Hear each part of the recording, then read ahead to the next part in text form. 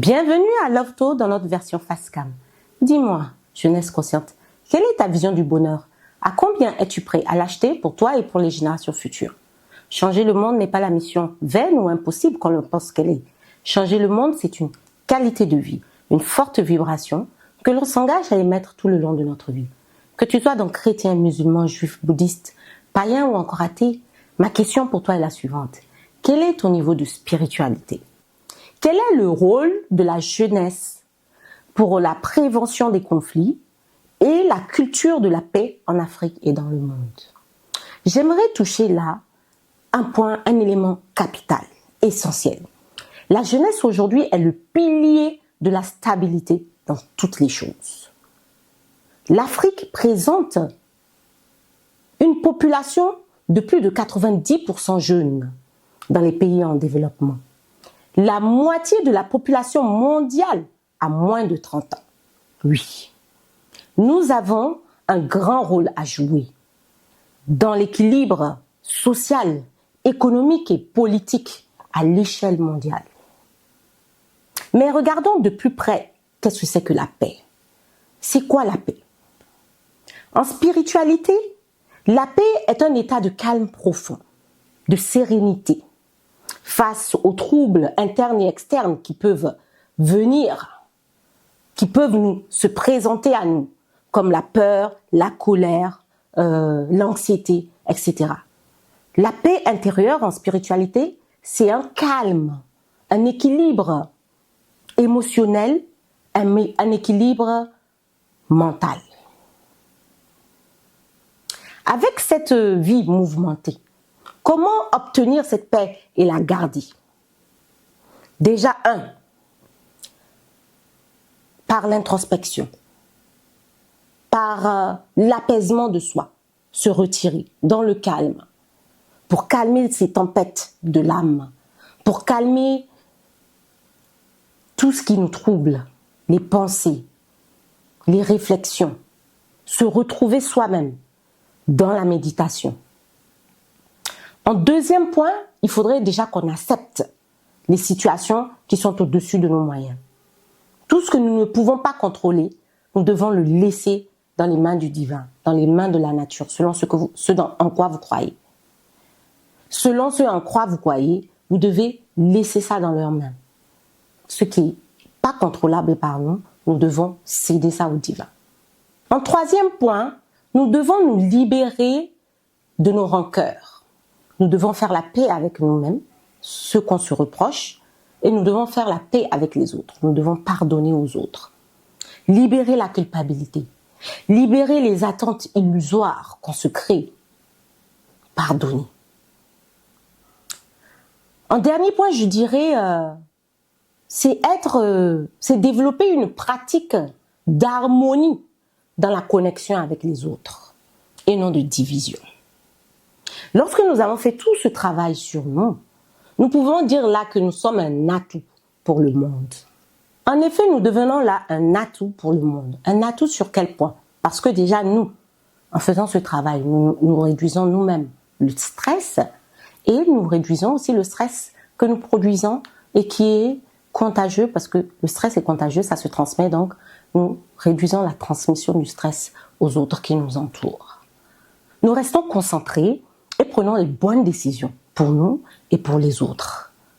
Nous prenons pleinement conscience que nous appartenons à un tout, que nous ne sommes pas seuls en tant qu'individus, que nous appartenons à un tout et que nous avons notre place dans ce tout, dans l'univers. Et le meilleur, c'est que nous devenons résilients face aux défis de la vie. C'est un atout. La jeunesse est un atout pour le monde.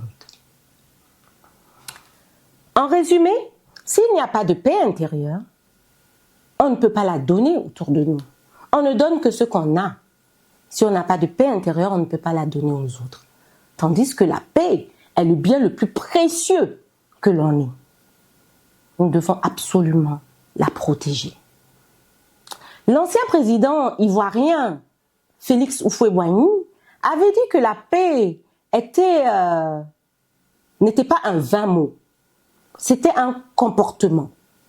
C'était qu'il ne suffisait pas seulement de le clamer, mais de l'appliquer sur le terrain, en vrai. Nous pouvons là traduire bien sûr que la paix, c'est un ensemble d'attitudes à avoir pour développer le relationnel dans la bienveillance. Nous devons développer ensemble des liens solides, durables, avec respect, cordialité et une bonne intelligence entre humains. Mahatma Gandhi, le leader dans la matière qui prônait la non-violence, qui prônait la paix, dit que la véritable foi repose sur la paix. On ne peut pas être croyant et vouloir faire la guerre, c'est pas possible. Quand on est croyant, on veut forcément passer par les voies les plus passives et les plus efficaces d'ailleurs, qui sont la paix. D'ailleurs, tous les prophètes religieux ont été des vaillants porteurs de ce message de fraternité universelle. En passant par Abraham, Moïse, El-Amin, le prophète Mohammed sallallahu alayhi wa sallam, Jésus, tous ces prophètes-là étaient conducteurs de paix.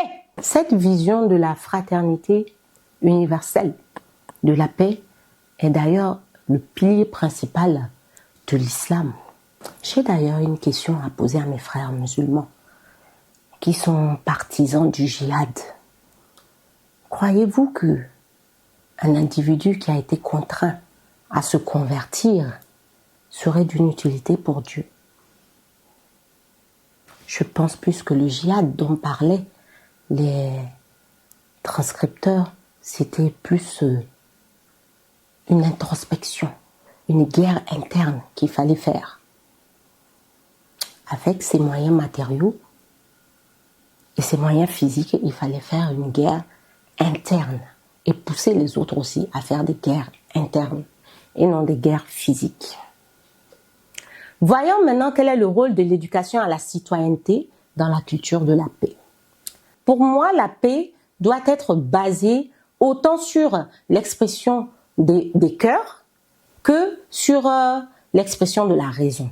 Elle doit être enseignée dans les écoles comme une culture de transcendance de la violence.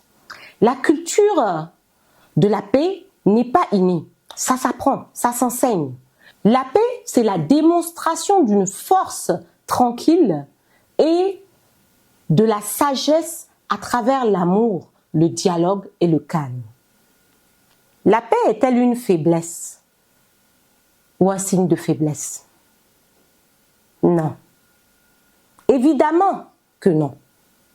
Elle permet de reconstruire la société, d'établir une justice durable, un travail continu pour dépasser les incompréhensions, les malentendus et les conflits. Parfois, il est nécessaire pour maintenir la paix d'user de la violence. Parfois, il est nécessaire d'user de la rigueur pour maintenir la paix. Quelle est la notion de paix positive et de paix négative? La paix positive est constructive et profonde.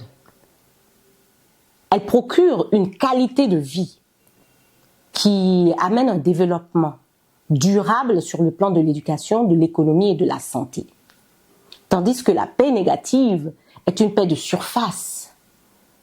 L'absence de guerre n'est pas synonyme de paix. Non, cette paix est juste apparente.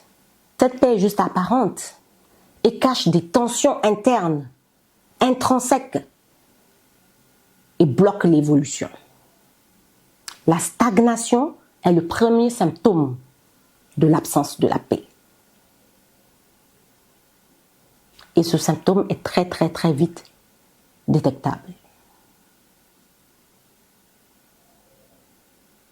Jeunesse consciente, t'engages-tu à cultiver autour de toi la paix? Alors, mets en place des actions. Dans les écoles, nous devons apprendre que la paix n'est pas une simple idée ou un discours, mais une pratique quotidienne et concrète qui se manifeste par des actes clairs, par des choix, par de la tolérance, de la manière de vivre ensemble avec des relations justes et pacifiques. La paix, c'est un engagement actif qui demande de la volonté et se cultive individuellement et collectivement. Et plus nous serons nombreux à le comprendre, plus on avancera dans la construction de notre nouveau monde.